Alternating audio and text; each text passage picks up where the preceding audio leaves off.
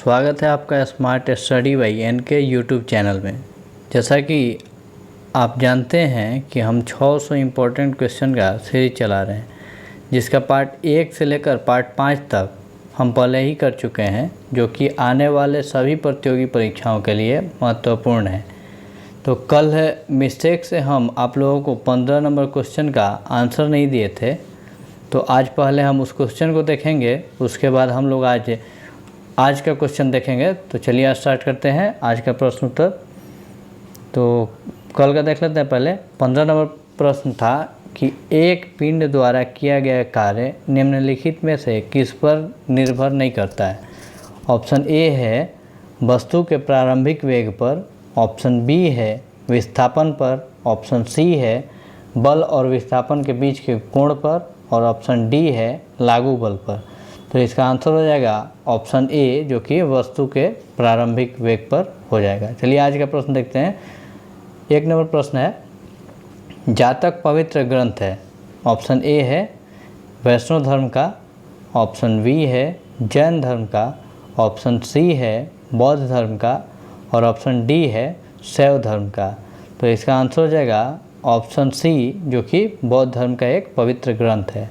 चलिए 2 नंबर प्रश्न देखते हैं। तो 2 नंबर प्रश्न है, गौतम बुद्ध द्वारा भिक्षुणी संघ की स्थापना कहाँ की गई थी। तो इसका ऑप्शन ए है सारनाथ, ऑप्शन बी है कपिलवस्तु, ऑप्शन सी है वैशाली, और ऑप्शन डी है गया। तो इसका आंसर होगा ऑप्शन सी, जो कि वैशाली है। तो आइए थोड़ा सा गौतम बुद्ध के बारे में जान लेते हैं। गौतम बुद्ध का जन्म लुम्बिनी ग्राम अब के नेपाल में 563 ईसा पूर्व तथा उनकी मृत्यु 483 ईसा पूर्व कुशीनगर, वर्तमान कसिया देवरिया गोरखपुर, जो कि उत्तर प्रदेश में है, हुई थी। इनको ज्ञान की प्राप्ति बोध गया में निरंजना नदी, जिसको कि अब फल्गु नदी भी कहते हैं, के तट पर हुई थी, और यह पहला उपदेश सारनाथ में दिए थे। चलिए अगला प्रश्न देखते हैं। 3 नंबर प्रश्न है, चतुर्थ बौद्ध सम्मेलन किसके शासनकाल में हुआ था। ऑप्शन ए है अशोक, ऑप्शन बी है कनिष्क, ऑप्शन सी है चंद्रगुप्त, और ऑप्शन डी है चंद्रगुप्त विक्रमादित्य। तो इसका आंसर हो जाएगा ऑप्शन बी, जो कि कनिष्क है। तो आइए थोड़ा सा चतुर्थ बौद्ध सम्मेलन के बारे में देख लेते हैं। तो चतुर्थ बौद्ध सम्मेलन ईसा के प्रथम शताब्दी में कश्मीर के कुंडल वन में आयोजित हुआ था। उस समय कश्मीर का शासक कुषाण वंश का शासक कनिष्क हुआ करता था। चतुर्थ बौद्ध सम्मेलन के अध्यक्ष वसुमित्र तथा उसके उपाध्यक्ष बुद्ध घोष, जिसको कि हम लोग अश्वघोष के नाम से भी जानते थे। चलिए अगला प्रश्न देखते हैं। 4 नंबर प्रश्न है, भारतवर्ष की जल क्षेत्र सीमा कहाँ तक फैली हुई है। इसका ऑप्शन ए है 12 नॉटिकल मील, ऑप्शन बी है 6 नॉटिकल मील, ऑप्शन सी है 15 नॉटिकल मील, और ऑप्शन डी है 10 नॉटिकल मील। तो इसका आंसर हो जाएगा ऑप्शन ए, जो कि 12 नॉटिकल मील है। नॉटिकल मील समुद्री सीमा को मापने का एक इकाई होता है। आइए इसके बारे में थोड़ा सा देख लेते हैं। भारत की जलीय सीमा भारत के कुल 9 राज्य तथा 4 केंद्र शासित प्रदेशों को लगती है, और सबसे लंबी समुद्री सीमा गुजरात की है तथा सबसे छोटी समुद्री सीमा आंध्र प्रदेश की है। चलिए अगला प्रश्न देखते हैं 5 नंबर। तो 5 नंबर प्रश्न है, कोंकण तट किसके बीच में फैला हुआ है। तो इसका ऑप्शन ए है गोवा और कोची, ऑप्शन बी है गोवा और मुंबई, ऑप्शन सी है गोवा और दमन, ऑप्शन डी है गोवा और दीव। तो इसका आंसर बताना है आप लोगों को। तो इसका आंसर हो जाएगा ऑप्शन सी, जो कि गोवा और दीव के बीच में फैला हुआ है। तो आइए इसको थोड़ा सा मैप पर देख लेते हैं। जो मैप पर तीर का निशान है, जितना दूर, वहाँ गोवा से लेकर दमन तक के क्षेत्र को हम लोग कोंकण तट के नाम से जानते हैं। ठीक है, चलिए अगला प्रश्न देखते हैं।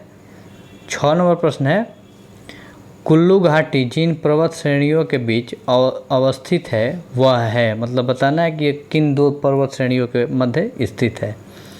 ऑप्शन ए है लद्दाख तथा पीर पंजाल, ऑप्शन बी है मध्य हिमालय तथा शिवालिक, ऑप्शन सी है धौलाधर तथा पीर पंजाल, ऑप्शन डी है रणज्योति तथा नागटिब्बा। तो इसका आंसर हो जाएगा ऑप्शन सी, धौलाधर तथा पीर पंजाल के बीच ये कुल्लू घाटी स्थित है। चलिए अगला देखते हैं 7 नंबर।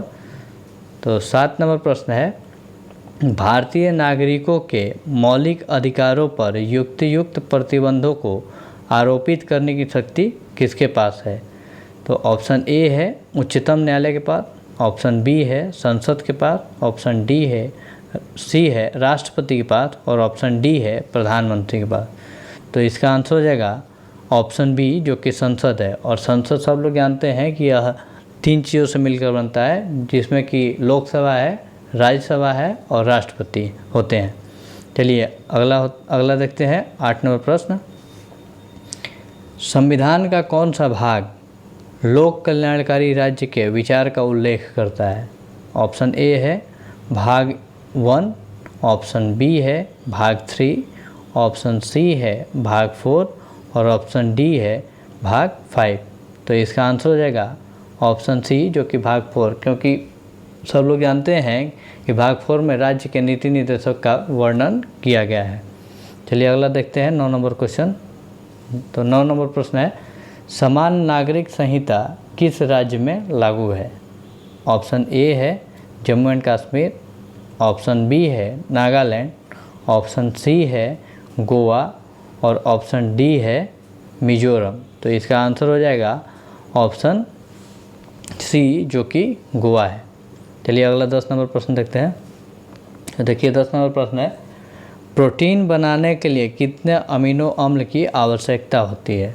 ऑप्शन ए है 10, ऑप्शन बी है 20, ऑप्शन सी है 15 और ऑप्शन डी है 25। तो इसमें इसका आंसर हो जाएगा ऑप्शन बी जो कि 20 होता है। 20 अमीनो अम्ल मिलकर प्रोटीन का निर्माण करते हैं। चलिए अगला देखते हैं 11 नंबर प्रश्न जीन परिवर्तन किस में होता है। ऑप्शन ए है डीएनए में, ऑप्शन बी है आरएनए में और ऑप्शन सी है क्रोमोसोम में, ऑप्शन डी है राइबोसोम में। तो इसका आंसर हो जाएगा ऑप्शन ए जो कि डीएनए हो जाएगा। चलिए अगला देखते हैं 12 नंबर। तो 12 नंबर प्रश्न है किसके द्वारा आनुवंशिकता के विज्ञान को आनुवांशिक कहा गया। ऑप्शन ए है Gregor John Mendel, option B है सी लॉरेंस, ऑप्शन सी है एच.जे. मूलर और ऑप्शन डी है डब्ल्यू वेटसन। तो इसका आंसर हो जाएगा ऑप्शन डी जो कि डब्ल्यू वेटसन है, जिनके द्वारा आनुवांशिकता के विज्ञान को आनुवांशिक कहा गया था। चलिए अगला देखते हैं 13 नंबर क्वेश्चन।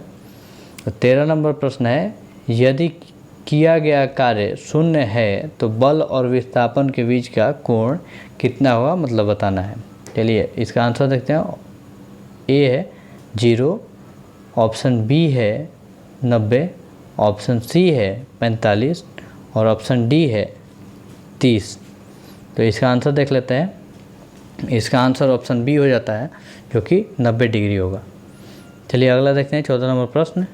तो 14 नंबर प्रश्न है निम्नलिखित में से किसमें कोई कार्य नहीं किया जाता है। ऑप्शन ए है एक लड़का अपने कंधे पर 10 किलोग्राम भार लेकर खड़ा है, ऑप्शन बी है एक लड़का 4 किलोमीटर चलता है, ऑप्शन सी है कुली किसी बस से किसी कार तक एक वजन ले जाता है और ऑप्शन डी है एक लड़का मैदान में क्रिकेट खेलता है। तो इसका आंसर हो जाएगा ऑप्शन ए, एक लड़का अपने कंधे पर 10 किलोग्राम भार लेकर खड़ा है। तो इसका आंसर ऑप्शन ए इसलिए हो जाएगा क्योंकि एक लड़का अपने कंधे पर 10 किलो भार लेकर खड़ा है, तो जब तक किसी वस्तु में विस्थापन नहीं होता है तो उससे कार्य को हम शून्य मानते हैं। ऑप्शन बी में एक लड़का 4 किलोमीटर चलता है, तो इसमें थोड़ा बहुत डिस्प्लेसमेंट हो रहा है, इसके चलते इसको कार्य के श्रेणी में लेते हैं।